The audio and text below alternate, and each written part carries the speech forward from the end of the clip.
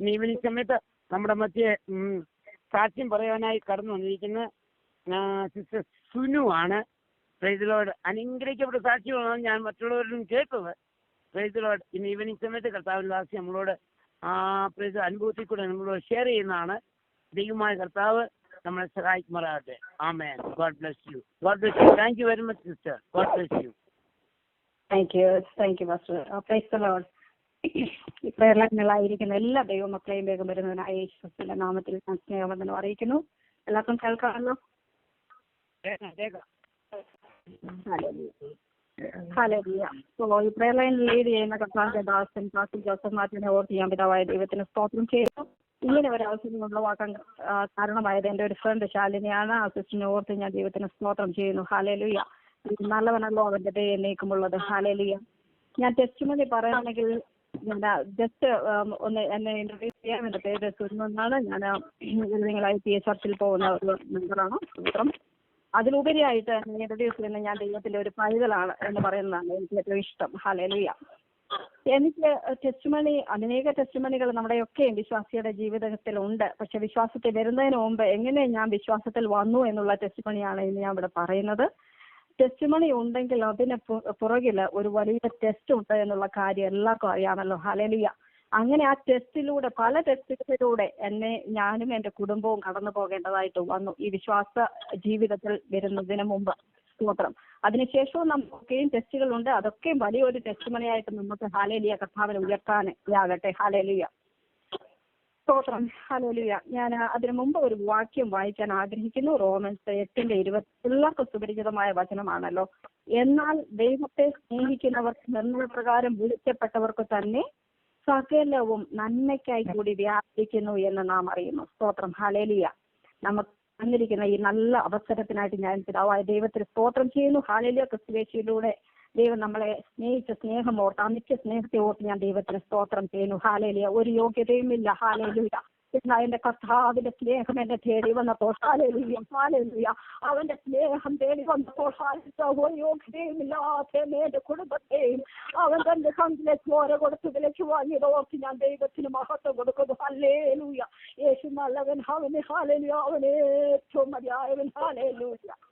എന്റെ ജീവിതത്തിൽ സ്തോത്രം. ഹല്ലേലൂയ. ഞാൻ ജനിച്ചു വളർന്നത് ഒരു ഓർത്തഡോക്സ് കുടുംബത്തിലാണ്. എന്റെ പേരൻസ് വളരെ ഹല്ലേലൂയ ഓർത്തഡോക്സ് സഭയുടേതായ പാരമ്പര്യത്തിന് ജീവിച്ച് ഹല്ലേലൂയ ചർച്ചിലൊക്കെ പോയി അവർ ആ പ്രാർത്ഥനകളും എല്ലാം ചൊല്ലി ജീവിച്ച ഒരു മാതാപിതാക്കളായിരുന്നു എനിക്കുള്ളത്. ഞാൻ അവരെ ഓർത്ത് ദൈവത്തിന് സ്തോത്രം ചെയ്യുന്നു. രണ്ടുപേരും ഇപ്പോൾ കർത്താവിന്റെ സന്നിധിയിലാണ്.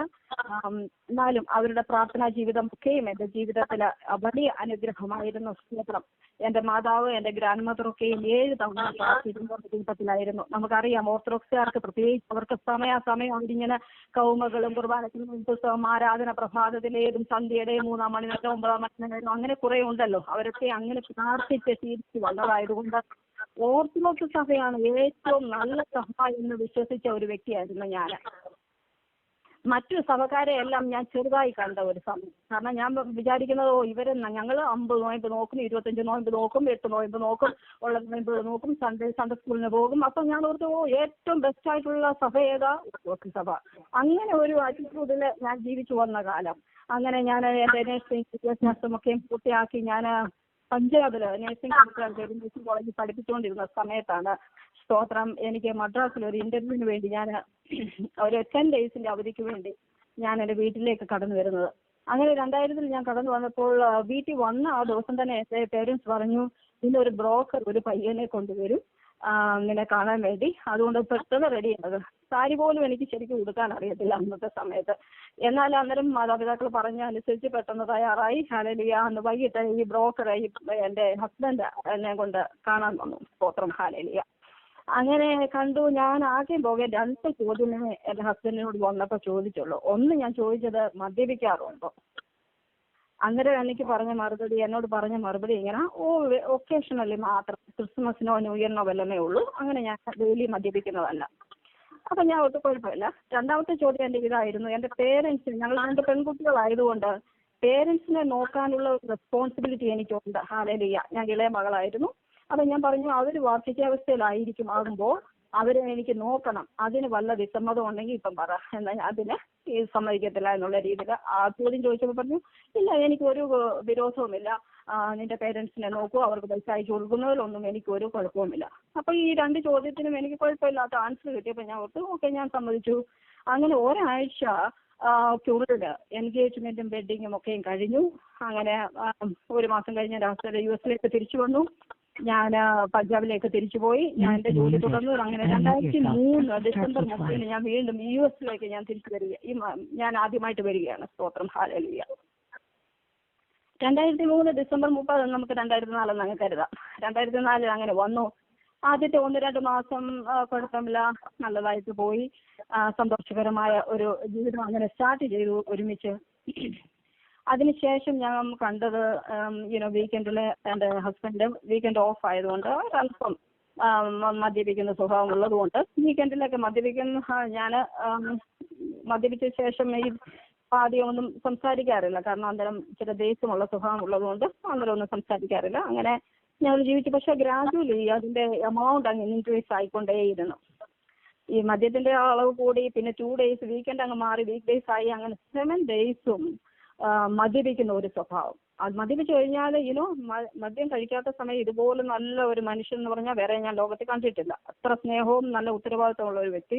പക്ഷെ മദ്യം അകത്ത് കടന്നു കഴിഞ്ഞാൽ എൻ്റയർലി ഡിഫറെന്റ് പേഴ്സണാലിറ്റിയാ. പിന്നെ ദേഷ്യം, ഉപദ്രവം അതെല്ലാം ഉണ്ട്. സ്തോത്രം. എനിവേ, കർത്താവ് ആ വ്യക്തിയെ ഇന്ന് മാറ്റി ദൈവപൈതലാക്കി മാറ്റിയതിനായിട്ട് ഞാൻ ദൈവത്തെ സ്തോത്രം ചെയ്യുന്നു. അങ്ങനെ പക്ഷെ ആ സാഹചര്യങ്ങളിലെല്ലാം ഞാൻ കടന്നു പോകുമ്പോൾ എന്നെ വളരെ ദുഃഖിപ്പിച്ച, എനിക്ക് വളരെ വിഷമം, എന്നെ മാനസികമായും ശാരീരികമായും വളരെ തളർന്ന അവസ്ഥയിലൂടെ പല വർഷങ്ങൾ ഞാൻ അങ്ങനെ പോകേണ്ടതായിട്ട് വന്നു. എന്നാലും എൻ്റെ പ്രാർത്ഥന ഞാൻ വിട്ടില്ല. എൻ്റെ ആ ഓർത്തഡോക്സിലെ കാണാതെ പഠിച്ചുള്ള പ്രാർത്ഥനയാണെങ്കിലും ഞാൻ ഒറ്റയ്ക്കിരുന്ന് പ്രാർത്ഥിക്കാറുണ്ട്. അവധിയുള്ള ദിവസം ഞാൻ എൻ്റെ ഹസ്ബൻഡിനോട് പറയും നമുക്ക് ഒരുമിച്ചിരുന്ന് പ്രാർത്ഥിക്കാമെന്ന് പറയുമ്പോൾ വരും ഏറ്റവും ചെറിയ സാംസ് നോക്കി റീഡ് ചെയ്യും. കാരണം ഒരു ഫോർമാലിറ്റി, എന്നെ ഒന്ന് തൃപ്തിപ്പെടുത്താൻ വേണ്ടി വന്ന് ഇരിക്കുന്നു എന്ന് മാത്രം. അങ്ങനെ പ്രാർത്ഥിക്കണമെന്നോ വചനം വായിക്കണമെന്നോ ഒന്നും വലിയ ആഗ്രഹമൊന്നുമില്ല. ജസ്റ്റ് ദൈവത്തിൽ വിശ്വസിക്കുന്നു, പക്ഷെങ്കിൽ ജസ്റ്റ് അത് ഒരു ഫോർമാലിറ്റിക്ക് വേണ്ടി വന്നിരിക്കുമെന്നല്ലാതെ അതിനെക്കുറിച്ച് വലിയ ഇതില്ലാതെ അങ്ങനെ നീങ്ങുന്ന കുറെ ദിവസങ്ങൾ ഇങ്ങനെ പോയി, വർഷങ്ങൾ പോയി. 2006 എൻ്റെ ഫാദർ മരണമടഞ്ഞു. അതിന് ഞങ്ങൾ നാട്ടിൽ പോയി തിരിച്ചു വന്നു കഴിഞ്ഞപ്പോൾ ഈ ഞങ്ങളുടെ ദാമ്പത്യ ജീവിതം കൂടുതൽ കൂടുതൽ വേഴ്സായിക്കൊണ്ടേയിരുന്നു. ഓരോ ദിവസവും ശത്രുവായവൻ പിടിച്ച് മനുഷ്യരുടെ മനസ്സിനെ തളർത്തി എങ്ങനെ കൊണ്ടുപോകാം, അതുപോലെ വളരെ ഒരു ജയിലിൽ എങ്ങനെ കഴിയുന്ന അതുപോലെയുള്ള ഒരവസ്ഥയിലൂടെ എനിക്ക് പോകേണ്ടതായിട്ട് വന്നു. എൻ്റെ കുഞ്ഞുണ്ടായി. 2008 എനിക്ക് 2ാമത്തെ പൈതൽ ഉണ്ടായി. അപ്പോഴാണ് എൻ്റെ ജീവിതത്തിൽ വേറൊരു സംഭവം നടന്നത്. എൻ്റെ ഫാദർ ഓൾറെഡി മരിച്ചു. എൻ്റെ മദർ സ്റ്റേജ് 4 ക്യാൻസർ. അത് ഓൾറെഡി ലങ്സിന് സ്പ്രെഡായി. എന്ത് ചെയ്യണം, എന്തുവാ, എല്ലാം കൊണ്ടും എനിക്ക് ഈ കൂനിന്മേൽ കുരു എന്ന് കേട്ടിട്ടില്ലേ, അതുപോലെ ഒന്നിനു പുറകെ ഓരോന്നായിട്ട് ഇങ്ങനെ പ്രയാസങ്ങൾ വന്നുകൊണ്ടേയിരുന്നു. എന്ത് ചെയ്യണം ദൈവമേ? ഞാൻ പലപ്പോഴും ചോദിക്കും, കർത്താവിനോട് ഞാൻ ചോദിക്കാറുണ്ട്. വീട്ടിലെല്ലാം ഭയങ്കര ഹാപ്പിയായിട്ട് ഞാൻ ഇരിക്കുന്നെങ്കിലും മറ്റുള്ളവരുടെ മുമ്പിലൊന്നും ഞാൻ എൻ്റെ ദുഃഖം ഷെയർ ചെയ്യാറില്ലായിരുന്നു. എന്നാൽ എൻ്റെ കാറിൽ ഞാൻ വണ്ടി ഓടിക്കുമ്പോൾ പലപ്പോഴും ഞാൻ ദൈവത്തോട് പല ചോദ്യങ്ങൾ ചോദിച്ചിട്ടുണ്ട്. ഞാൻ പരാതി പറഞ്ഞിട്ടുണ്ട്, കർത്താവേ നീ എനിക്ക് ഇങ്ങനെ ഒരു ലൈഫ് തരാനാണോ ഈ അമേരിക്കയിലേക്ക് കൊണ്ടുവന്നത്? നീ എനിക്ക് ഹാലിൽ സമാധാനമുള്ള ഒരു ജീവിതം എനിക്ക് തരാൻ പറ്റുന്നില്ലെങ്കിൽ നീ എൻ്റെ ജീവൻ എടുത്തുകൊള്ളൂ എന്ന് വരെ ഞാൻ പ്രാർത്ഥിച്ച വ്യക്തിയാ. എന്നാൽ ദൈവം അവിടെ ഒന്നും ഹാലില്ല. 8-9 വർഷം ഞാൻ പ്രാർത്ഥിച്ചിട്ടും ഞാൻ പ്രാർത്ഥിച്ച വിഷയത്തിന് എനിക്ക് മറുപടി കിട്ടിയില്ല.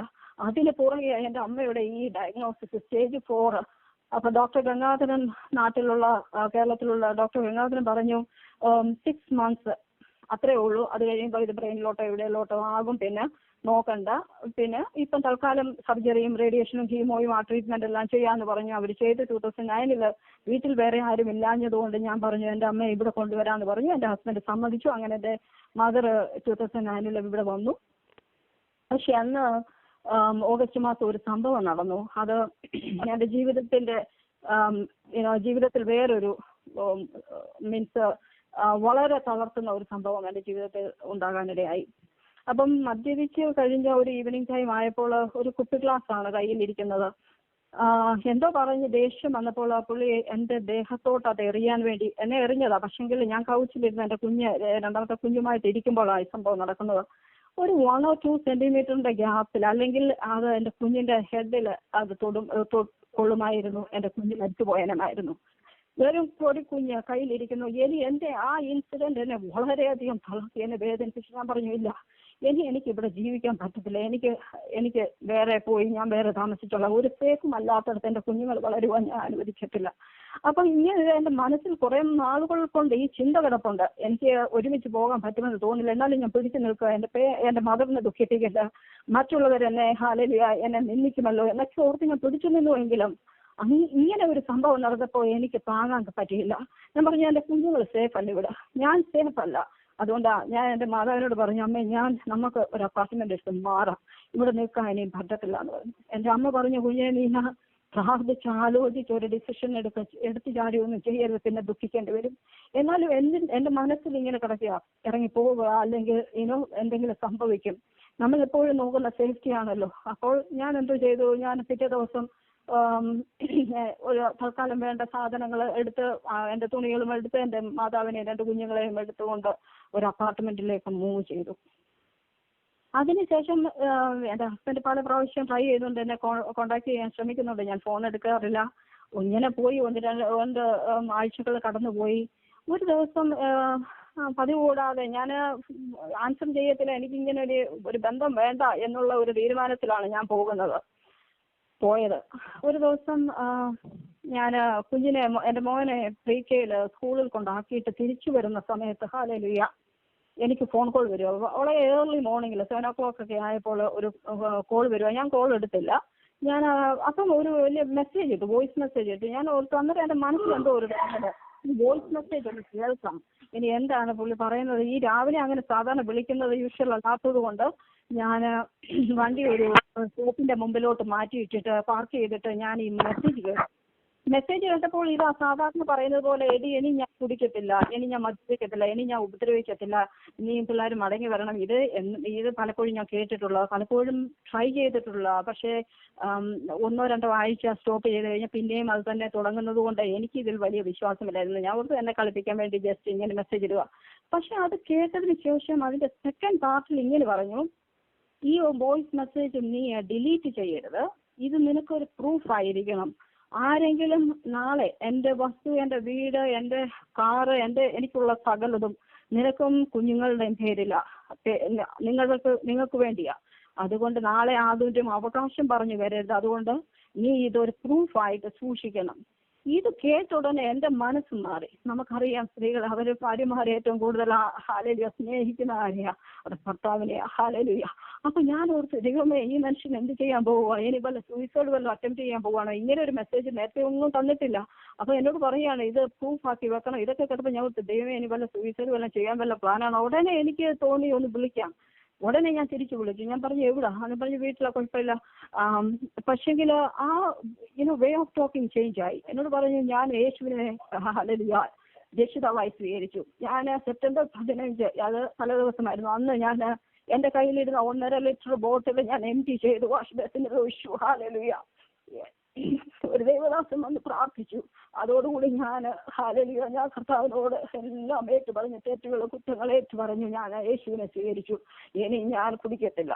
അപ്പൊ ഇത് കേട്ടപ്പോൾ എനിക്ക് ആദ്യം ഒരു ഞാൻ ഓർത്ത്, ശരിക്കും ഇത് റിയലായിട്ടും ചേഞ്ച് ആയതായിരിക്കും.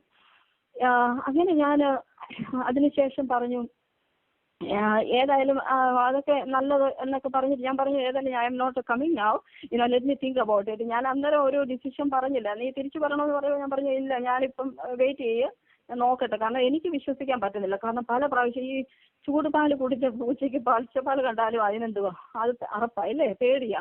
എനിക്ക് പല വർഷങ്ങൾ ഞാൻ ഇത് അനുഭവിച്ചതായതുകൊണ്ട് ഇങ്ങനെയൊക്കെ പല പ്രാവശ്യം സ്റ്റോപ്പ് ചെയ്ത് പിന്നെയും സ്റ്റാർട്ട് ചെയ്ത വ്യക്തി ആയതുകൊണ്ട് എനിക്ക് അധികം പെട്ടെന്ന് അങ്ങോട്ട് വിശ്വസിക്കാൻ പറ്റിയില്ല. എന്നാലും പിന്നെ ഞാൻ അതിനെക്കുറിച്ച് ചിന്തിച്ചു, ഇനി നേരായിട്ടും ഈ വ്യക്തി മാറിയതാണോ? എനിവേ, അതിന് മുമ്പ് ഒരു സംഭവം നടന്നു. ഞാൻ ഈ 2008 ഈ ബോസ്റ്റൺ പ്രെയർ ലൈൻ എന്ന് പറഞ്ഞൊരു ഇതുണ്ടല്ലോ, പ്രെയർ ലൈൻ. അപ്പൊ അവിടെ പ്രെയർ ലൈനിൽ ജോയിൻ ചെയ്യുന്ന ഒരു സിസ്റ്ററിനെ കാണാനിടയായി. വളരെ യാദൃശ്ചികമായിട്ടാണ് ഞാൻ ജോലി ചെയ്യുന്ന ഹോസ്പിറ്റലിൽ വെച്ച് ഈ സഹോദരി ഒരു ഫോൺ നമ്പർ എനിക്ക് തരിക. എൻ്റെ ഫോൺ നമ്പർ ഈ പ്രെയർ ലൈൻ്റെയാണ്. ആദ്യത്തെ 1-2 ദിവസം ഞാനത് ശ്രദ്ധിച്ചില്ല. ഞാൻ ഓർത്ത് ഏതായാലും ഇതിലൊന്ന് കയറി നോക്കാം എന്ന് കരുതി ഞാനത് ആ ഫോൺ പ്രേയറിൽ കയറാൻ തുടങ്ങിയത് അസിസ്റ്റന്റിന് തീരെ ഇഷ്ടമല്ല ഈ പ്രയർ ലൈനിലൊക്കെ കയറുകയോ ഇങ്ങനെ പ്രാർത്ഥന കേൾക്കുന്നോ. ഒരു പ്രാവശ്യം വലിച്ചെറിഞ്ഞ് ഫോൺ വരെ പൊട്ടിച്ചതാ. പറഞ്ഞ് നിനക്കെന്താ വട്ടാണോ എപ്പോഴും ഇതിൻ്റെ അകത്ത് കയറിയിരിക്കുന്നതെന്നൊക്കെ ചോദിച്ച് ദേഷ്യപ്പെട്ടതാ. അപ്പം ഞാൻ അത് അപ്പാർട്ട്മെന്റിൽ മാറിയപ്പോൾ എനിക്ക് ഇതും ഒന്നും കേൾക്കാൻ പറ്റുന്നില്ല. പക്ഷെ ഒരു ദിവസം ഞാൻ പാസ്റ്റർ എബ്രഹാം എന്നും പറഞ്ഞ് ഒരു ദൈവദാസൻ, കേരളത്തിൽ നിന്ന് വന്ന ഒരു ദൈവദാസനാണ്. ആ കർത്താവിന്റെ ദാസൻ ഹ്യൂസ്റ്റണിൽ ഏതോ ഒരു ഭവനത്തിൽ അന്ന് സ്റ്റേ ചെയ്തപ്പോൾ ഒരു മെസ്സേജ് ഈ പ്രയർ ലൈനിലൂടെ കൊടുത്തു. അപ്പൊ ഞാൻ അവര് ലാസ്റ്റ് മെസ്സേജ് കഴിഞ്ഞിട്ട് ചോദിച്ചു, നിങ്ങൾക്ക് ആർക്കെങ്കിലും എന്തെങ്കിലും പ്രാർത്ഥനാ വിഷയം ഉണ്ടെങ്കിൽ ഇപ്പം പറയാം, ഞാൻ ആ വിഷയത്തിന് വേണ്ടി പ്രാർത്ഥിക്കാം. അപ്പൊ എനിക്ക് പ്രാർത്ഥിക്കുന്ന വിഷയം പറയണമെന്നുണ്ട്.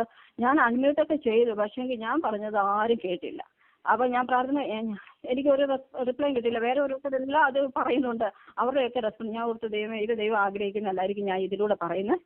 അപ്പൊ ഈ ദൈവത്തിന്റെ ദാസ എനിവേ ഫോൺ നമ്പർ തന്നു. ആർക്കെങ്കിലും പേഴ്സണലി കോൺടാക്ട് ചെയ്യണമെങ്കിൽ ഈ നമ്പറിൽ വിളിച്ച് ഞാൻ അവർക്ക് വേണ്ടി പ്രാർത്ഥിക്കാന്ന്. അപ്പം ഞാൻ നമ്പർ നോട്ട് ചെയ്ത് വെച്ചു. ഞാൻ ഈ മെസ്സേജ് എല്ലാം കഴിഞ്ഞ് പ്രാർത്ഥനയെല്ലാം കഴിഞ്ഞ് ഈ കർത്താവിന്റെ ദാസനെ വിളിച്ചിട്ട് ഞാൻ പറഞ്ഞു, എനിക്ക് സമാധാനമായ ഒരു ജീവിതം വേണം, സമാധാനവും സന്തോഷവും എൻ്റെ കുടുംബജീവിതത്തിൽ വരണം, എൻ്റെ ഹസ്ബൻഡിന് വിശ്വാസം വരണം. ഇതായിരുന്നു എൻ്റെ പ്രാർത്ഥന റിക്വസ്റ്റ്. എന്നിട്ട് എന്നോട് ആ ദൈവദാസൻ പറഞ്ഞത്, സഹോദരി വിഷമിക്കണ്ട, ഞാൻ പ്രാർത്ഥിക്കും. ഒരു ദിവസം നിന്റെ ഹസ്ബൻഡ് ഡാലസിൽ ബൈബിൾ എടുത്തുകൊണ്ട് നടക്കുന്ന ഒരു ദിവസം വരുന്നു. അത് കഴിഞ്ഞ് ഈ സംഭവങ്ങൾ ദിവസം അതൊക്കെ കേട്ട് കഴിഞ്ഞ് ഞാൻ ഓർത്ത് ദൈവമേ ഇനി മാറും എന്നൊക്കെ ഉള്ള വിശ്വാസത്തിൽ ഞാൻ പ്രാർത്ഥിക്കുക. പക്ഷെ ഒരു ചേഞ്ചുമില്ല, ഇത് കൂടിക്കൊണ്ടേയിരിക്കുക. അങ്ങനെയാണ് ഞാൻ അപ്പാർട്ട്മെന്റിലേക്ക് പോകുന്ന ഒരു അവസ്ഥയിൽ വരെ ആയി. അപ്പൊ കുറച്ച് മാസങ്ങൾ കഴിഞ്ഞു. ഈ ദേവദാസ എന്നെ പിന്നെ തിരിച്ചു വിളിക്കുക, എങ്ങനെ ഉണ്ടെന്ന് ചോദിക്കാൻ. ഞാൻ പറഞ്ഞു, കർത്താവിന്റെ ദാസ, ഇത് വളരെ ഇപ്പം വേഴ്സായിരിക്കുക. എനിക്ക് അച്ഛൻ പ്രാർത്ഥിച്ചാലും പാസ്റ്റർ പ്രാർത്ഥിച്ചാലും ഇപ്പം ഒന്നും നടക്കുമെന്നുള്ള വിശ്വാസം എനിക്കില്ല. ഞാൻ തന്നെ പ്രാർത്ഥിച്ചോളാം എന്നൊക്കെ പറഞ്ഞ് ഒന്നും പ്രയോജനമില്ല എന്നുള്ള രീതിയിലുള്ള എൻ്റെ റെസ്പോൺസ് കേട്ടിട്ട് ആ ദേവദാസൻ പറഞ്ഞു, വിഷമിക്കണ്ട, ദൈവത്തിനൊരു സമയമുണ്ട്. ആ സമയമാകുമ്പോൾ കർത്താവ് തന്റെ മകനെ വിടുവിക്കും, ഹല്ലേലൂയ, പൂർണ്ണ ഇതിലേക്ക് കൊണ്ടുവരുമെന്ന് പറഞ്ഞു. വിടുതൽ കിട്ടുമെന്നുള്ള ആ ഒരു ഉറപ്പ് അന്ന് പറഞ്ഞുവെങ്കിലും ഞാനൊന്നും കാണാത്തത് കൊണ്ട് എനിക്ക് വെയിറ്റ് ചെയ്യുന്ന ഇച്ചിരി പ്രയാസമാണ്. നമുക്കെല്ലാം ജീവിതത്തിൽ ഇൻസ്റ്റന്റ് ആയിട്ട് നമ്മൾ പ്രാർത്ഥിക്കുന്ന വിഷയങ്ങൾക്ക് മറുപടി കിട്ടണമെന്നാണ് പലപ്പോഴും നമ്മൾ ആഗ്രഹിക്കുന്നത്. എന്നാൽ പലപ്പോഴും നമുക്ക് ചില സമയം വെയിറ്റ് ചെയ്യേണ്ടതായിട്ട് വരുന്നുണ്ട്. ആ പ്രോസസ്സിലൂടെ കടത്തി ദൈവം വിടുന്നതിന് പല കാരണങ്ങളുണ്ട്. നമ്മളെ ഹല്ലേലൂയ ഒന്ന് നന്നാക്കി എടുത്താലെങ്കിൽ മാത്രമേ ഒരു നല്ല പാത്രമാക്കി ദൈവത്തിന് ഉപയോഗിക്കാൻ പറ്റത്തുള്ളൂ. സ്തോത്രം, ഹല്ലേലൂയ. ഇങ്ങനെ ഇരുന്ന് ഈ മെസ്സേജൊക്കെ കേട്ട് ഇങ്ങനെ ഒരാഴ്ച കഴിഞ്ഞതിന് ശേഷം ഞാൻ തിരിച്ച് എൻ്റെ ഹസ്ബൻഡിന്റെ കൂടെ ഞങ്ങൾ തിരിച്ച് ഒരുമിച്ച് വീട്ടിൽ വന്ന് പിന്നെ താമസിക്കാൻ തുടങ്ങി. എൻ്റെ ഹി ചേഞ്ച്ഡ് ടോക്കിംഗ് ചേഞ്ച് ചെയ്തു, മദ്യപാനം മാറി. ഞങ്ങൾ എല്ലാ ദിവസവും കുടുംബ പ്രാർത്ഥന തുടങ്ങി. അങ്ങനെ 2009 വളരെ സന്തോഷകരമായിട്ട് ഇങ്ങനെ നീങ്ങുന്നു. അങ്ങനെ 1-2 വർഷം കഴിഞ്ഞപ്പോൾ അതേണ്ട എൻ്റെ മദറിന്റെ ലങ് ക്യാൻസർ പിന്നെ നേരത്തെ ഉണ്ടായിരുന്നു. അത് റേഡിയേഷൻ കൊടുത്തപ്പോൾ അല്പം ഇരുന്നതാ, അത് വീണ്ടും വലുതാകാൻ തുടങ്ങി. 2.5 സെന്റിമീറ്റർ ലങ്സിൽ ഒരു ട്യൂമർ. അത് കഴിഞ്ഞതിന് ശേഷം അത് ബ്രെയിനിലോട്ട് സ്പ്രെഡായി, മെറ്റാസ്റ്റാസിസ് ആയി. 2013 ഞാൻ കൊണ്ടുപോകുമ്പോൾ എൻ്റെ അവിടുത്തെ ഡോക്ടേഴ്സ് പറയുക, ഇത് സർജറി ചെയ്താലും മുഴുവനും അവർക്ക് റിമൂവ് ചെയ്യാൻ പറ്റത്തില്ല. 1/3 അവിടെ ഈ വെക്കും, 2/3 അവർക്ക് മാറ്റാൻ പറ്റും, ബാക്കി അവർക്കൊന്നും ചെയ്യാൻ പറ്റത്തില്ല, വേണമെങ്കിൽ റേഡിയേഷൻ ചെയ്ത് നോക്കാം എന്നൊക്കെ പറഞ്ഞ് 6 മന്ത്സിന്റെ അന്നേരം ആ ഡോക്ടേഴ്സും പറയാം 6 മന്ത്സ്. 2008 ഇവർ പറഞ്ഞു 6 മന്ത്സ് എന്നൊക്കെ നാട്ടിലെ ഡോക്ടേഴ്സ് പറഞ്ഞു. ഇപ്പൊ 2013 ഇവർ പറയാം ഒരു 6 മന്ത്സ് ഒക്കെ ഒരു നല്ല രീതിയിൽ പോകാൻ പറ്റും. അത് കഴിഞ്ഞിട്ട് ഞങ്ങൾക്കൊന്നും പറയാൻ പറ്റത്തില്ല. ഓക്കെ, അതൊക്കെ കഴിഞ്ഞ് സർജറി കഴിഞ്ഞ് തിരിച്ചു വന്നു. 3-4 ഡേയ്സ് ആയപ്പോൾ തന്നെ ഡിസ്ചാർജ് ചെയ്തു. എൻ്റെ അമ്മ എൻ്റെ വീട്ടിൽ വന്നു. പക്ഷെ അന്നേരം ഒക്കെ ഞങ്ങൾ ഈ പ്രെയർ ലൈനിൽ എൻ്റെ സ്വഭാവം, എന്നെ വഴക്ക് പറഞ്ഞിരുന്ന എൻ്റെ ഹസ്ബൻഡ് പിന്നെ ഈ പ്രെയർ ലൈനിൽ നിന്ന് മാറത്തില്ല. 8-10 മെസ്സേജുകൾ പുള്ളി ഇങ്ങനെ കേട്ടുകൊണ്ടേയിരുന്നു. അങ്ങനെ ഭയങ്കര ഹാബിറ്റായി. അങ്ങനെ എന്നെ വഴക്ക് പറഞ്ഞ സ്ഥാനത്ത് ഞാൻ കേൾക്കുന്ന ഇപ്പം എൻ്റെ ഹസ്ബൻഡ് അങ്ങനെ കേട്ടുകൊണ്ട് വചനം കൂടുതൽ കേൾക്കാൻ തുടങ്ങി. ഞങ്ങൾക്ക് ആ ഒരു വിശ്വാസത്തിലേക്ക്, പക്ഷെ എന്താ രക്ഷിക്കപ്പെടുന്നത്, എന്തുവാണ് സ്നാനപ്പെടുന്നത്, അതിന്റെ എന്തെങ്കിലും ആവശ്യമുണ്ടോ, ഇതൊന്നും ഞങ്ങൾക്കാരും പറഞ്ഞു തരാനുമില്ലായിരുന്നു, ഞങ്ങൾക്ക് അറിയത്തുമില്ല. എന്ന വചനം ഏതൊക്കെയോ ഞങ്ങളുടെ മനസ്സിൽ ഇങ്ങനെ കടന്ന് ക്രിയ ചെയ്യുന്നുണ്ട്. ഹല്ലേലൂയ. ഇങ്ങനെ ഇരിക്കുമ്പോൾ അന്നും ഞങ്ങൾ CSI ചർച്ചിലാണ് പൊക്കോണ്ടിരിക്കുന്നത്. 2014 കർത്താവിന്റെ ദാസൻ ജോർജ് വന്നു. ഇവിടെ ഒരു ഡാളസിൽ ഒരു കൺവെൻഷൻ ഉണ്ടായിരുന്നു. ആ കൺവെൻഷൻ ഫ്രൈഡേ, സാറ്റർഡേ, സൺഡേ 3 ദിവസമാണ് കൺവെൻഷൻ. ഈ കൺവെൻഷൻ സമയം ഞാൻ ഓർത്തു ഹല്ലേലൂയ, എന്റെ മാതാവിനെയും കൊണ്ട് പോകാം. എന്റെ അമ്മയ്ക്ക് ഭയങ്കര സിവിയർ ചുമ, ബ്രീത്തിങ് ഡിഫിക്കൽട്ടി, ഇങ്ങനെ ചെസ്റ്റ് പെയിൻ, ഇങ്ങനെയൊക്കെയുള്ള കംപ്ലൈന്റ്സ് ഉണ്ട്. ഈ ലങ് ക്യാൻസർ, ഈ ട്യൂമർ ഇരിക്കുന്നത് കാരണം അവർക്ക് ഡോക്ടേഴ്സിനും വേറെ ഒന്നും ചെയ്യാൻ പറ്റത്തില്ലല്ലോ. അങ്ങനെ ഇരുന്ന സമയത്താണ് ഞങ്ങൾ ഈ കൺവെൻഷന് പോവുകയാണ്. ഇപ്പൊ കർത്താവിന്റെ അവിടെ ഭയങ്കര മെസ്സേജ് ഒക്കെ കേട്ടു. അവിടുത്തെ ആരാധനയെല്ലാം കണ്ടപ്പോൾ, ആ ഒരു എൻവയോൺമെന്റ് കണ്ടപ്പോൾ ഞങ്ങൾക്ക് ഉള്ളിൽ ഭയങ്കര സന്തോഷം. ഞാൻ ഓർത്തു, ദൈവമേ, ഇത് ആ സത്യമായിട്ട് ഇവിടെ വന്ന് ഇങ്ങനെയുള്ള ആരാധനയെ കൂടണമെന്നുള്ള മനസ്സിലൊരു ആഗ്രഹം വരാൻ തുടങ്ങി. അതിനുശേഷം ഇത് പ്രാർത്ഥന തുടങ്ങിയപ്പോൾ ഈ ദേവദാസൻ വിളിച്ചു പറയാണ്, ഏതോ ഒരു ക്യാൻസർ രോഗി ഇവിടെ വന്നിട്ടുണ്ട്, ആ ക്യാൻസർ രോഗിയെ ഇന്ന് ദൈവം ഹീൽ ചെയ്യുന്നു, മുമ്പോട്ട് വരാൻ പറയുക. അപ്പോൾ ഞങ്ങൾക്ക് അത്രയും വലിയ വിശ്വാസമൊന്നുമില്ലല്ലോ. ഇതൊക്കെ പവർ വിഷനിലും അങ്ങനെയും ഇങ്ങനെയൊക്കെ കണ്ടും കേട്ടുമുള്ള കഥകൾ മാത്രമേ അറിയത്തുള്ളൂ. ജീവിതത്തിൽ ഇങ്ങനെ ഹീലിംഗ് നടക്കുമെന്നോ ഇങ്ങനെ വിടുതൽ സംഭവിക്കുന്നോ ഇതൊന്നും അധികമായിട്ടൊന്നും ഒരു തിരിച്ചറിവോ ബോധമോ ഒന്നുമില്ല. എന്റെ ഹസ്ബൻഡ് വിടുതൽ പ്രാപിച്ചു എന്നാ, പക്ഷെ ഹീലിങ്ങിനെ കുറിച്ചൊന്നും അത്ര അറിയാത്തത് കൊണ്ട് വിശ്വാസം പറയാം. ഞങ്ങൾ പുറകിലോട്ടൊക്കെ നോക്കി, ഇനി വേറെ ആരെങ്കിലും ഉണ്ടോ ഇനി ക്യാൻസർ രോഗികൾ മുമ്പോട്ട് പോകാനായി, ഇനി അവര് വല്ലതും ആയിരിക്കും വിളിച്ചതെന്ന് കരുതി നോക്കിയപ്പോൾ ആരും പോകുന്നില്ല. ഞാൻ അപ്പോൾ എൻ്റെ മാതാവിനോട് പറഞ്ഞു, അമ്മ ചിലപ്പോൾ അമ്മയുടെ ആയിരിക്കും പറയുന്നത്, നമുക്ക് മുമ്പോട്ട് പോകാം. ഞാൻ എൻ്റെ അമ്മയും കുട്ടിയും മുമ്പോട്ട് പോയി. ആ ദേവദാസൻ പ്രാർത്ഥിച്ചു. അന്ന് എൻ്റെ അമ്മയെ ഹല്ലേലൂയ ലങ് ക്യാൻസർ സൗഖ്യമായത്. 2018 എൻ്റെ മാതാവ് മരിക്കുന്നത്. 2017 CT സ്കാൻ ചെയ്തപ്പോൾ ആ 2.5 സെന്റിമീറ്റർ അന്ന് ഉണ്ടായിരുന്ന ആ ട്യൂമർ എൻലാർജ് ചെയ്തതേ ഇല്ല. സ്തോത്രം, ദൈവത്തിന് മഹത്വം. എന്നാൽ ഒരു പ്രയാസവും, ഒരു ബ്രീത്തിങ് ഡിഫിക്കൽട്ടിയോ, ഒരു കഫോ, ഒരു ചെസ്റ്റ് പെയിനോ അതിനുശേഷം എൻ്റെ മാതാവിന് അനുഭവപ്പെട്ടിട്ടില്ല. ദൈവം കൊടുത്ത ഹീലിംഗ്, അത് ഹല്ലേലൂയ പൂർണ്ണമായ ആ ഒരു ഹല്ലേലൂയ ഹീലിംഗ് എൻ്റെ മാതാവിന് അനുഭവിക്കാൻ പറ്റി. വളരെ സന്തോഷത്തോടുകൂടി അന്ന് ആ പ്രാർത്ഥന, ആ യോഗം കഴിഞ്ഞ് ഞങ്ങൾ തിരിച്ചു വരികയാണ്. ഞങ്ങളുടെ മനസ്സിൽ ഭയങ്കര ആനന്ദം. ഒന്നാമത് ഈ ഹല്ലേലൂയ ഒരു ഹീലിംഗ് നമുക്ക് എൻ്റെ അമ്മയുടെ വായിൽ നിന്ന് അത് കേൾക്കുക, കുഞ്ഞെ എനിക്ക് ബ്രീത്തിങ് പ്രോബ്ലം ഇല്ല, ഇതൊക്കെ പറയുമ്പോൾ നമുക്ക് വളരെ സന്തോഷം. നമ്മൾ ഞങ്ങളുടെ വിശ്വാസത്തെ അതൊന്നും കൂടെ വർദ്ധിപ്പിച്ചു. അങ്ങനെ ഇരുന്ന് അതിന്റെ പിറ്റേ ദിവസവും ഞങ്ങൾ പോയി അവിടെ കൺവെൻഷൻ പ്രസംഗം കേൾക്കാൻ. അതിന്റെ സൺഡേ മോർണിംഗിൽ ഞങ്ങൾ പോയി ഇതെല്ലാം അറ്റൻഡ് ചെയ്തതിന് ശേഷം ഞങ്ങൾ CSI ചർച്ചിൽ പോവുക. അന്നേരം CSIയിലെ സർവീസ് 11 o'clock. അപ്പം 10:30 ആയപ്പോൾ 11 ആയപ്പോഴത്തേന് ഇവിടുത്തെ കഴിഞ്ഞു. അത് കഴിഞ്ഞിട്ട് 10-15 മിനിറ്റേ ഉള്ളൂ ഡ്രൈവ് CSI ചർച്ചിലോട്ട് പോകാൻ. ഉടനെ ഞങ്ങൾ അച്ഛനെ വിഷമിപ്പിക്കുന്നത് നല്ലതല്ലല്ലോ, അതുകൊണ്ട് ആദ്യം പോയി 7-8 ഫാമിലീസേ ഉള്ളൂ. ഉടനെ ഞങ്ങൾ ഇവിടുത്തെ യോഗ കഴിഞ്ഞിട്ട് അവിടോട്ട് പോവാ. ഞാൻ പറയട്ടെ ദൈവമക്കളെ, അവിടെ പോയി ഇരുന്നപ്പോൾ എനിക്ക് തോന്നിയത് ഞാൻ ഒരു സ്റ്റാച്യു പോയല്ലേ അവിടെ പോയി ഇരുന്നതല്ലാതെ എനിക്ക് അവിടെ പഴയ മറ്റു സ്ഥലത്ത് കണ്ട ആരാധന, ആ സന്തോഷമോ ആ ഒരു മനസ്സിനൊരു സാറ്റിസ്ഫാക്ഷനോ എനിക്ക് കിട്ടുന്നില്ല. ഞാൻ അവിടെ മുമ്പിൽ പോയി എനിക്ക് വേദഭാഗമൊക്കെ വായിക്കണമായിരുന്നു ആ സൺഡേയിൽ. ഞാൻ അതൊക്കെ വായിച്ചു. പക്ഷെ യാന്ത്രികമായിട്ട് ഞാൻ പലതും ചെയ്യുന്നു എന്നല്ലാതെ എനിക്ക് എൻജോയ് ചെയ്യാൻ പറ്റുന്നില്ല. ആ 3 ദിവസത്തെ ആ വർഷിപ്പും ഇതൊക്കെ കൂടിയപ്പോൾ എൻ്റെ മനസ്സിൽ ഭയങ്കര സന്തോഷം. ഞാൻ എൻ്റെ ഹസ്ബൻഡിനോട് പറഞ്ഞു, ബിന്ദുച്ചാ, ഇത് ഒരു പക്ഷേ നമുക്ക് പഴയ മറ്റേടത്ത് പോകാം, നമുക്ക് ഈ ചർച്ച എനിക്ക് തോന്നുന്നു നമുക്ക് ഇത് മാറാനായിരിക്കും. പക്ഷെ ഞങ്ങൾക്ക് 2 പേർക്കും മടി ഇത് ഈ സഭയിലെ അച്ഛനോട് പറയാൻ. എൻ്റെ ഹസ്ബൻഡ് പറഞ്ഞു, എടി എങ്ങനെയാ ഇത്ര നാൾ പോയിട്ട് ആകെ പോയി 7-8 ഫാമിലിയേ ഉള്ളൂ, നമ്മളെങ്ങനെ ഇത് പറയുന്നത്, ഞങ്ങൾ ഇനി വരുന്നില്ല എന്ന് പറയുമ്പോൾ ആ അച്ഛന് എന്ത് വിചാരിക്കുമെന്ന് കരുതി ഞങ്ങൾ പറയാതിരിക്കുക. പക്ഷെ ഞങ്ങളുടെ മനസ്സിൽ ഇങ്ങനെ ഒരു ആഗ്രഹം കിടക്കുക. പക്ഷെ ദൈവം അവിടെ ഒരു വഴി ഉണ്ടാക്കി. ഒരു 2 ആഴ്ച കഴിഞ്ഞപ്പോൾ ഈ അച്ഛൻ പറയുകയാണ്, ഇവിടെ ചർച്ചിൽ ആകെ പോകെ നമുക്ക് 6-7 ഫാമിലി അല്ല ഉള്ളൂ, അതുകൊണ്ട് നമുക്ക് മാസത്തിൽ ഒരിക്കൽ സർവീസ് ആക്കാം.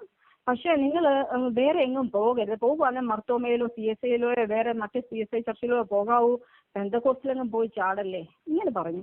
അപ്പോൾ ഞങ്ങളൊന്നും മിണ്ടിയില്ല. കാരണം ഞങ്ങളുടെ ഉള്ളിൽ ഈ ചർച്ചിൽ പോകണമെന്നുള്ള ആഗ്രഹം ഇങ്ങനെ കിടക്കുക. ഞങ്ങൾ പറഞ്ഞു ഓക്കെ അച്ഛാന്നൊക്കെ പറഞ്ഞു. ഞങ്ങൾ വളരെ സന്തോഷത്തോടുകൂടി വന്നു. ഞങ്ങൾ നെക്സ്റ്റ് സൺഡേ മുതൽ ഈ ആരാധനാലയത്തിൽ പോകാൻ തുടങ്ങി. അങ്ങനെ ഈ ഡാളസിലുള്ള ആരാധനാലയത്തിൽ പോയി അവിടെ ഓഗസ്റ്റിൽ ഒരു ക്യാമ്പ് നടക്കുന്നുണ്ട്. അതിന് ബിറ്റ്വീനിൽ ഞാനൊരു സ്വപ്നം കാണുന്നുണ്ട്. ഹല്ലേലൂയ. ഈ സ്വപ്നം എനിക്ക് സ്വപ്നം ഇങ്ങനെ കർത്താവ് തരുന്നതാണെന്നോ അതിന് വല്ല മീനിങ് ഉണ്ടെന്നോ ഇതൊക്കെ നടക്കാൻ പോകുന്നതാണോ ഇതിനെക്കുറിച്ചൊന്നും എനിക്ക് ഒരു ഗ്രാഹ്യവുമില്ലാത്ത വ്യക്തിയാ. അപ്പോൾ ഞാൻ ഈ സ്വപ്നം കാണുന്നത് ഇങ്ങനെയാ, പാറപ്പുറത്തിരിക്കുന്ന യേശു കർത്താവ്, അതിന് ചുറ്റും കുറെ കുട്ടികൾ ഇരിപ്പുണ്ട്. അവരൊക്കെ ഇങ്ങനെ കേൾക്കുക, കർത്താവ് പറയുന്നത് കേൾക്കുക. ഞാനും പോയി മുട്ടുമേൽ ഇരിക്കുക.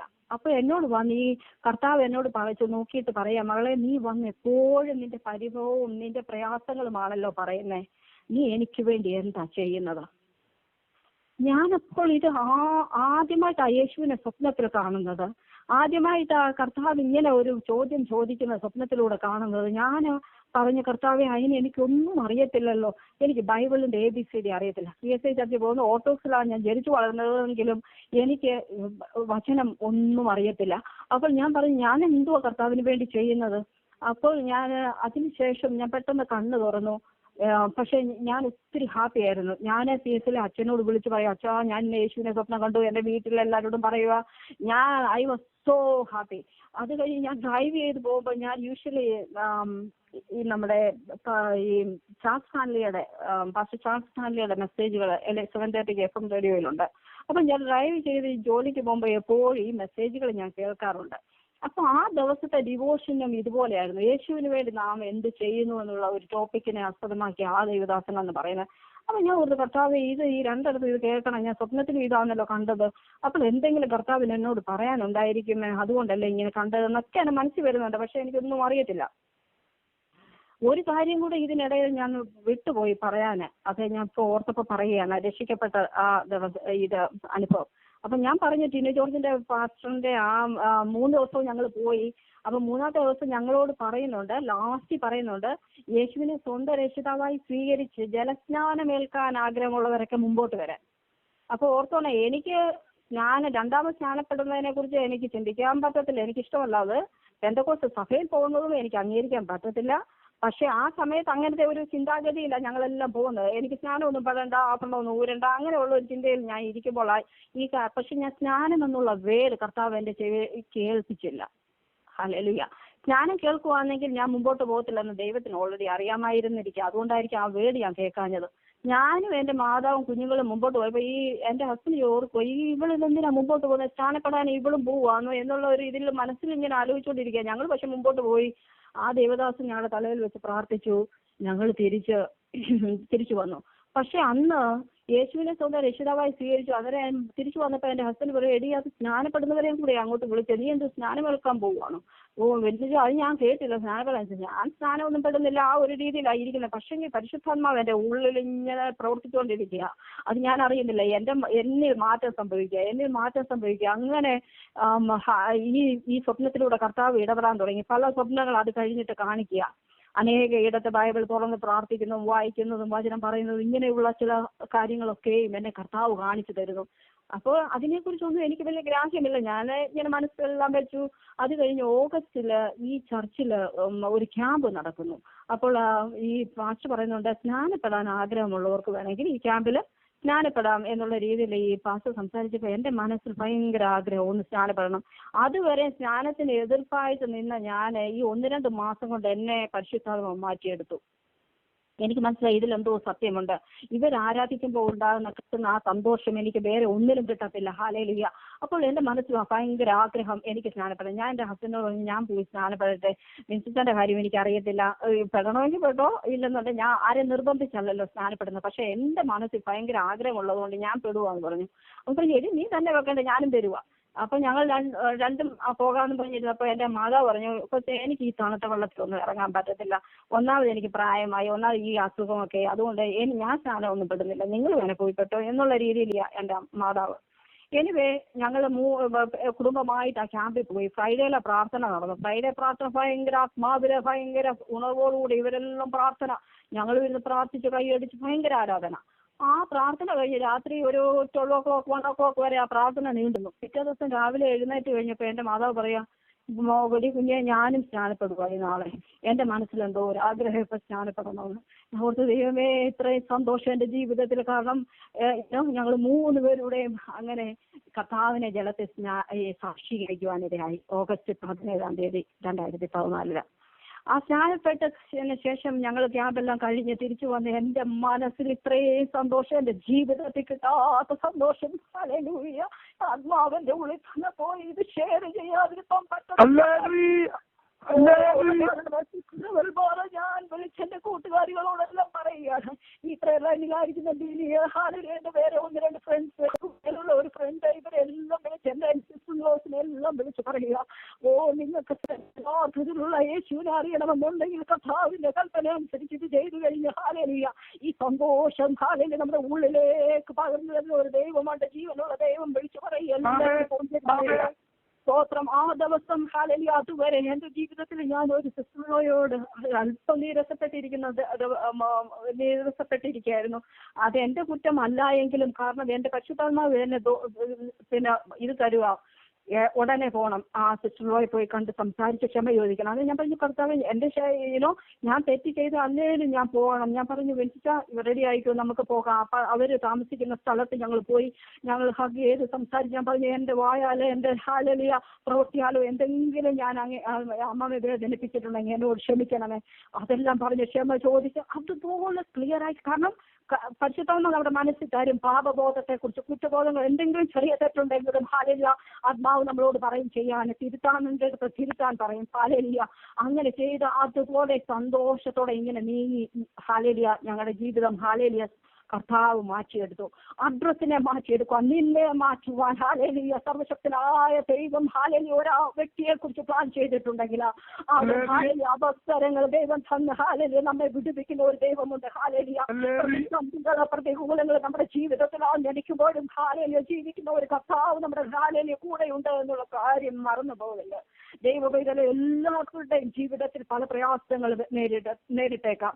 എല്ലാവരുടെയും ജീവിതത്തിൽ പല, ഒരു പക്ഷേ അത് ഹാലലിയ ഫാമിലി ലൈഫിലുള്ള പ്രോബ്ലം ആയിരിക്കാം, അല്ലെങ്കിൽ ഹാലയിലെ കുഞ്ഞുങ്ങളില്ലാത്തതായിരിക്കാം, അല്ലെന്നുണ്ടെങ്കിൽ ഹാലയിൽ ഫൈനാൻഷ്യൽ ഇഷ്യൂസ് ആയിരിക്കാം, അല്ലെന്നുണ്ടെങ്കിൽ ഏതെങ്കിലും തരത്തിലുള്ള രോഗങ്ങളായിരിക്കാം. ഏതെങ്കിലും തരത്തിൽ പ്രയാസങ്ങൾ വരികയാണെങ്കിലും ഹാലലിയ സദൃശവാക്യങ്ങൾ 3:11 ഇങ്ങനെ ഇപ്രകാരം പറയുന്നുണ്ട്, മകനെ യഹോവയുടെ ശിക്ഷയെ നിരസിക്കരുത്, അവന്റെ ശാസനയിൽ മുഷിയുകയും അരുത്. അപ്പൻ ഇഷ്ടപുത്രനോട് ചെയ്യുന്നത് പോലെ യഹോവ താൻ സ്നേഹിക്കുന്നവരെ ശിക്ഷിക്കുന്നു. ഒരു അല്പസമയത്തേക്ക് ജീവിതത്തിൽ ഒരു പ്രയാസം നേരിടുമ്പോൾ നമ്മൾ ഒരിക്കലും ഡിസ്കറേജ് ആയി പോകരുത്. ഹാലലിയ എന്നെ വിളിച്ചവൻ വിശ്വസനായ ദൈവമാകുന്നു. ഹാലലിയ എന്നെ വിടിപ്പിച്ച ആ ദൈവത്തിന് ഇന്നും വിടിപ്പിക്കാൻ കഴിവുള്ള ആ കർത്താവ് ഇന്നും ജീവിക്കുന്നു എന്നുള്ള ബോധ്യം നമ്മുടെ ഉള്ളിൽ ഭരിക്കട്ടെ. ഹാലലൂയ.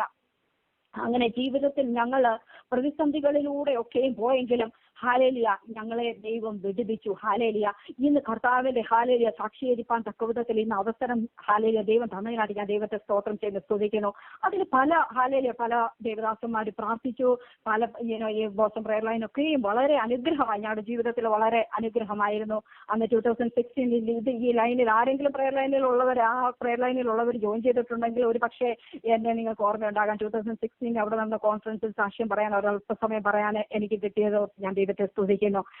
ഇങ്ങനെയുള്ള പ്രയർ ലൈനുകൾ നമ്മുടെ ഒക്കെ ജീവിതത്തിൽ അനുഗ്രഹമാണ്. ഹാലേലിയ വിടുവിക്കാൻ ഹാലിലെ കഴിയുന്നത് ആർക്കുമല്ല, കർത്താവിന് മാത്രമേ ഉള്ളൂ. യേശുവാണ് ഒരുവനെ വിടുവിക്കുന്നത്. നമ്മുടെ ഹാലിലെ നാവിലൂടെ നമുക്ക് പല അനുഭവങ്ങളുടെയും സാക്ഷ്യങ്ങൾ ഒരുപക്ഷെ പറയാൻ സാധിക്കുമെങ്കിലും അതിനുപരിയായിട്ട് നമ്മുടെ ക്രിസ്തീയ ജീവിതം തന്നെ ഒരു സാക്ഷ്യമാക്കി മാറ്റണം. ഹാലേലിയ മറ്റ് ഹാലേലിയ വ്യക്തികൾ നമ്മുടെ ജീവിതത്തിൽ ഹാലേലിയ നാം സമ്പർക്കത്തിൽ വരുന്ന വ്യക്തി ജീവിതങ്ങളുണ്ട്. നമ്മുടെ ജോലി സ്ഥലത്ത്, നമ്മൾ ഷോപ്പിംഗ് മാളിൽ പോകുമ്പോൾ, അല്ലെങ്കിൽ നമ്മുടെ സഭയിൽ ഹാലേലിയ നമ്മൾ കണ്ടുമുട്ടുന്ന അനേക വ്യക്തി ജീവിതങ്ങളുണ്ട്. ആരൊക്കെയാണ് ഏതൊക്കെ പ്രയാസത്തിലൂടെ പോകുന്നതെന്ന് നാം അറിയുന്നില്ല.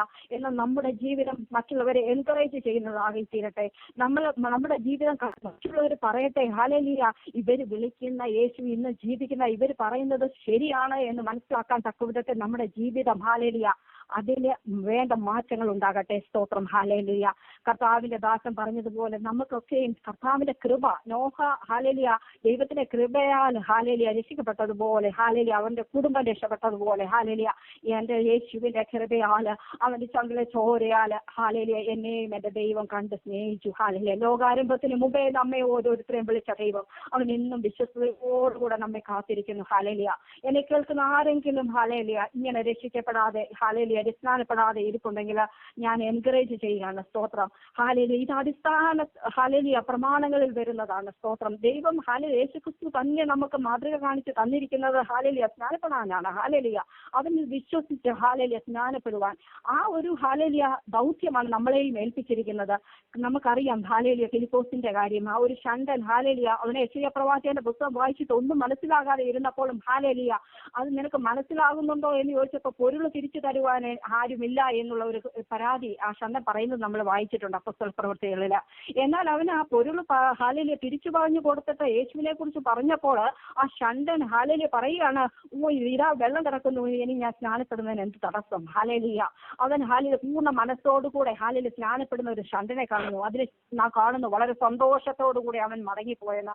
ഒരു കുടുംബത്തിൽ സന്തോഷം വരണമെന്നുണ്ടെങ്കിൽ ഹാലേലിയ യേശു ഹാലേലിയ കേന്ദ്രമായിരിക്കണം, യേശു ആയിരിക്കണം നമ്മുടെ സെന്റർ. ഹാലേലൂയ.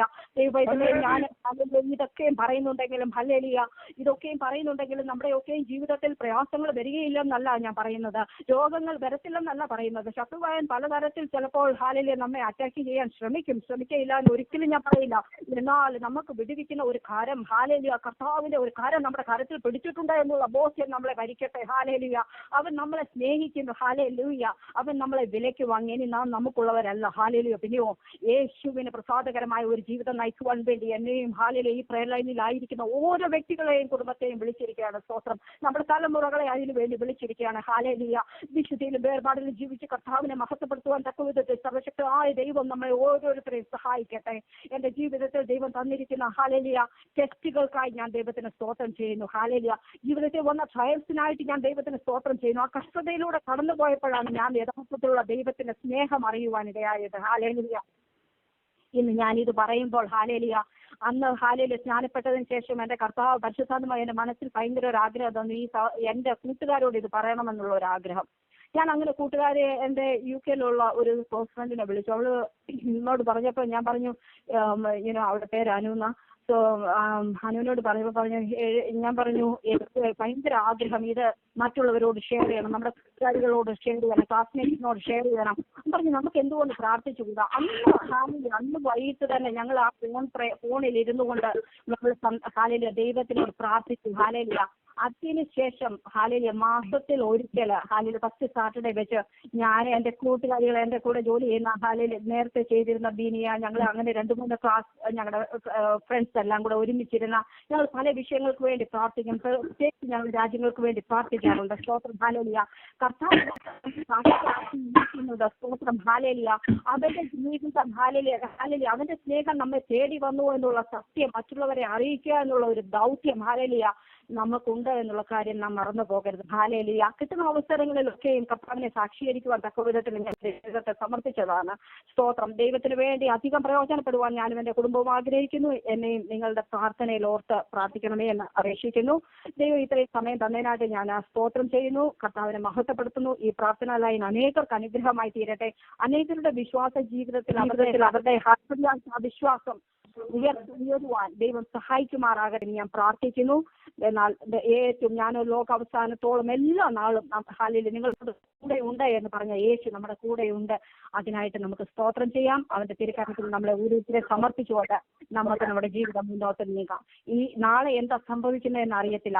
എപ്പോഴും ഒരുങ്ങിയിരിക്കാൻ തക്ക വിധത്തിൽ കർത്താവിന്റെ വരവടുത്തിരിക്കുന്നു എന്നുള്ള ഹാലേലൂയ ബോധ്യത്തോടു കൂടി നമ്മെ ഹാലേലൂയ വിശുദ്ധിയിൽ ജീവിച്ച് ഹാലേലൂയ സർവശക്തനായ പിതാവിനെ സ്തുതിപ്പാൻ തക്ക വിധത്തിൽ സർവശക്തൻ എല്ലാവരും ഇടയാക്കട്ടെ.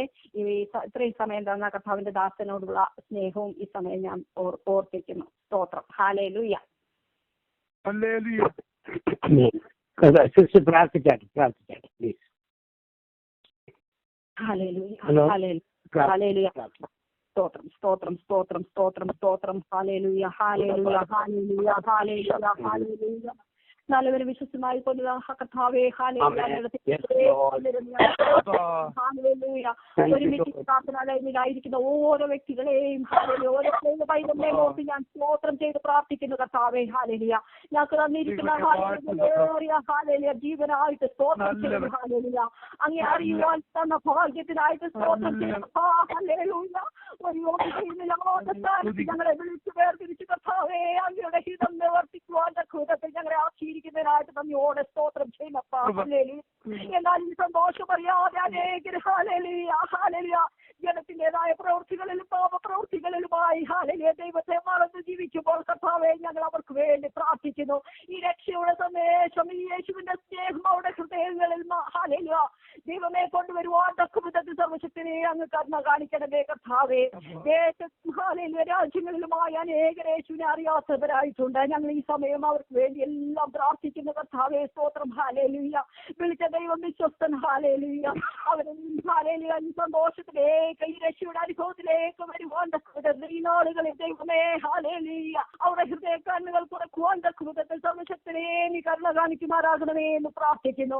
ഈ പ്രാർത്ഥന ലൈനിലായിരിക്കുന്ന എല്ലാവരെയും ഏൽപ്പിച്ചുകൊണ്ട് പ്രാർത്ഥിക്കുവാണ് കർത്താവേ. പലരുടെയും വിഷയങ്ങൾ പലതാണ്. ഹാലേലുയ അനേകർ പല വിഷയങ്ങൾക്ക് വേണ്ടി പ്രാർത്ഥിച്ച് വെയിറ്റ് ചെയ്യുന്ന വിഷയങ്ങളുണ്ട് നാഥാ സ്തോത്രം. ഹാലേലുയ അവരുടെ വിഷയങ്ങൾ ഞങ്ങൾ അറിയുന്നില്ല എങ്കിലും സ്വർഗത്തിലായ പിതാവ് സകലത്തെയും അറിയുന്നു. അതിനായിട്ട് ഞാൻ ദൈവത്തിന് മഹത്വം ഹാലേലുയ കൊടുക്കുന്നു നാഥാ സ്തോത്രം സ്തോത്രം സ്തോത്രം. അങ്ങയുടെ സാക്ഷികളാക്കി ഞങ്ങളെ നിർത്തുന്നതിനായിട്ട് തന്നോടെ സ്തോത്രം ചെയ്യുന്നു. കർത്താവിന്റെ ദാസന്മാരെ ഏൽപ്പിച്ച് പ്രാർത്ഥിക്കുന്നു. കുടുംബമായിട്ട് ദൈവം അനുഗ്രഹിക്കുമാറാകണമേ. അങ്ങയുടെ വേലയിൽ വർദ്ധിച്ചു വരുവാൻ തക്ക വിധത്തിൽ സർവശക്തനെ ഇടയാക്കണമേ എന്ന് പ്രാർത്ഥിക്കുന്നു.